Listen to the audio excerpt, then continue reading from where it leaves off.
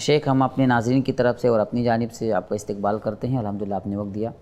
آج جو ہمارے پاس سوال ہے وہ انتہائی اہم سوال ہے۔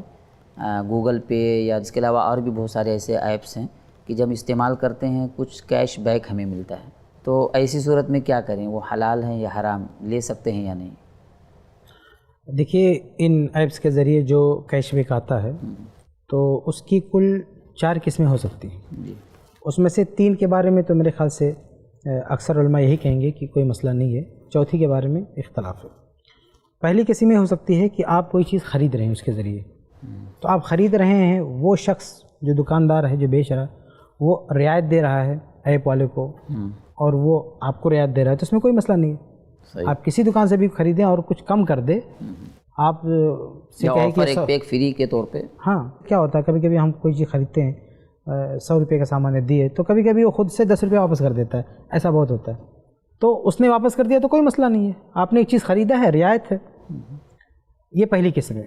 دوسری قسم یہ ہے کہ آپ کوئی سروس لے رہے ہیں، خرید رہے ہیں، جیسے آپ ہوائی جہاز کا ٹکٹ نکال لیں، پلین کا ٹکٹ نکال لیں ایپ کے ذریعے، تو وہاں پہ آپ کو کیش بیک ملتا ہے، تو اس میں بھی کوئی مسئلہ نہیں ہے، کیونکہ آپ کے ساتھ رعایت کی جا رہی ہے، آپ ایک چیز خرید رہے ہیں اور اس کے ساتھ رعایت کی جا رہی ہے، تو یہ بھی پہلے سے ملتا جلتا ہے، اس میں بھی کوئی مسئلہ نہیں ہے۔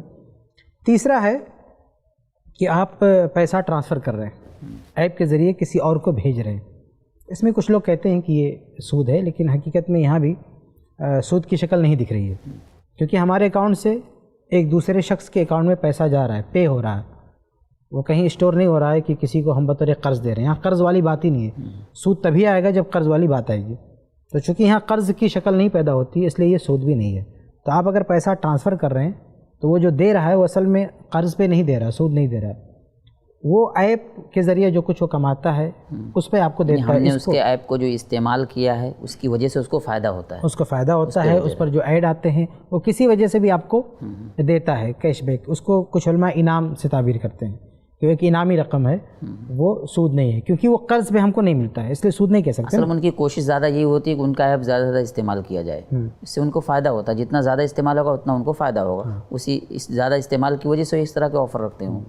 تو یہ جو تیسری شکل ہے پیسہ جو ٹرانسفر کیا جاتا ہے، اس میں چونکہ قرض کی شکل نہیں پائی جاتی ہے، اس لیے سود بھی یہاں پہ نہیں ہوگا۔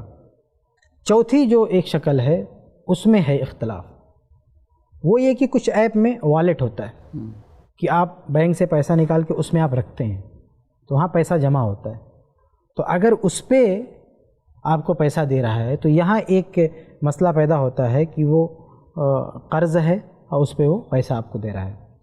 تو یہاں بھی ایک چھوٹا سا اختلاف ہے علماء کا کہ جو پیسہ ہم والیٹ میں رکھتے ہیں وہ قرض ہے یا نہیں ہے، لیکن اس میں صحیح بات یہ ہے، مسئلے کی جو صحیح تکیف، صحیح توصیف، صحیح تصور جو ہے وہ یہ کہ وہ قرض ہی ہے، یعنی وہاں جو ہم رکھتے ہیں وہ قرض ہے۔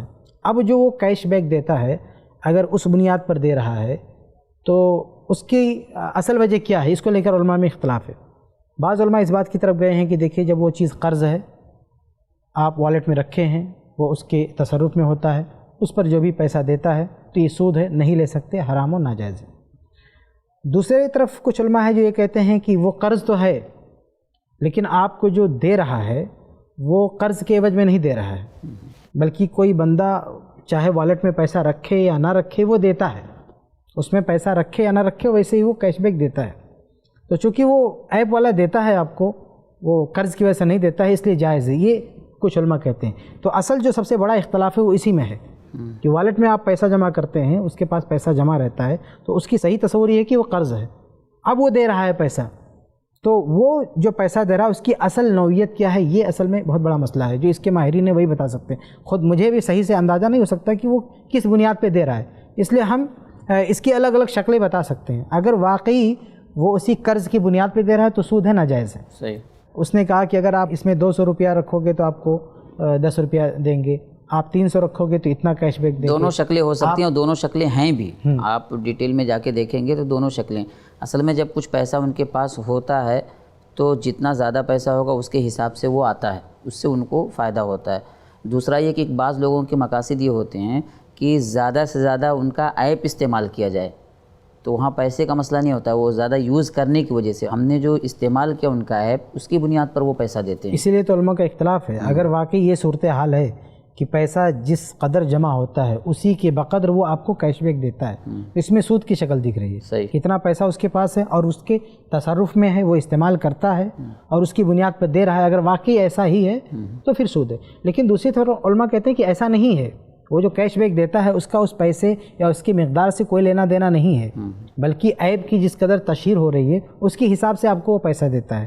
قرض سے اس کا تعلق نہیں ہے. تو قرض سے اس کا تعلق نہیں ہے، اس لیے کچھ علماء کہتے ہیں کہ وہ حلال ہے. لیکن اس چوتھی شکل کے بارے میں احوط اور مناسب بات یہ سمجھتا ہوں کہ اس کا استعمال نہیں کرنا چاہیے. بہت سارے ایپ ایسے ہیں جس میں آپ والیٹ نہیں ملتا ہے، تو شاید گوگل پے میں بھی والیٹ نہیں ہوتا ہے، تو وہ آپ استعمال کریں. ایسی شبہات میں آپ پڑھیں ہی مت. جب علماء کا اختلاف ہے تو سود سے جتنا اپنے آپ کو بچا سکے اتنا بچانے کی کوشش کرنی چاہیے. اور اگر والیٹ سسٹم ہے بھی تو آپ اس کو استعمال نہ کریں. صحیح. آپ جو ہے دوسرے یعنی آپ سامان خریدنے کے لیے یا ٹکٹ خریدنے کے لیے یا پیسہ ٹرانسفر، انہی تینوں چیزوں کے لیے آپ استعمال کریں. والیٹ آپ استعمال ہی نہیں کریں، مسئلہ ہی ختم ہے.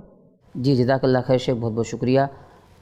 ناظرین دیکھا آپ نے، ایک ایسا سوال تھا جس کا ہر کوئی صحیح جواب جاننا چاہتا ہے، کیونکہ آج بہت سارے ایپس آ گئے ہیں اور تقریباً ہر ایک میں کیش بیک کے طور پہ کچھ نہ کچھ ملتا ہے. آدمی جاننا چاہتا ہے کیا کروں، لے سکتا ہوں یا نہیں، جائز ہے یا ناجائز ہے. تو شیخ نے اس کے حوالے سے خاص طور سے جو قسموں کی شکل میں یہ گفتگو کی ہے ہمارے سامنے، کئی اہم باتیں ہمارے سامنے آئی ہیں. امید کرتا ہوں یہ باتیں آپ کو سمجھ میں آئی ہوں گی اور انشاءاللہ آپ کو ضرور اس سے استفادہ